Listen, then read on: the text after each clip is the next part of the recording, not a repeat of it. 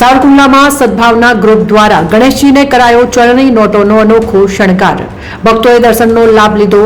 ₹20 થી લઈને 50, 100, 200 અને 500ની ચલણી નોટો વડે ગણપતિ બાપાને શણગારવામાં આવ્યા છે. ગણપતિ બાપાના અનોખા શણગાર દર્શન માટે દર્શનાર્થીઓની ભારે ભીડ ઉમટી પડી છે.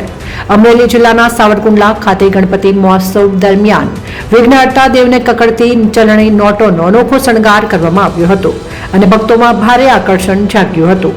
અમરેલી જિલ્લાના સાવરકુંડલા ખાતે સદભાવના ગ્રુપ દ્વારા ગણપતિ મહોત્સવની ઉજવણી કરવામાં આવી રહી છે અને ગણપતિ મહોત્સવ દરમિયાન વિઘ્નહર્તાને કકડતી ચલણી નોટોનો શણગાર કરવામાં આવ્યો છે.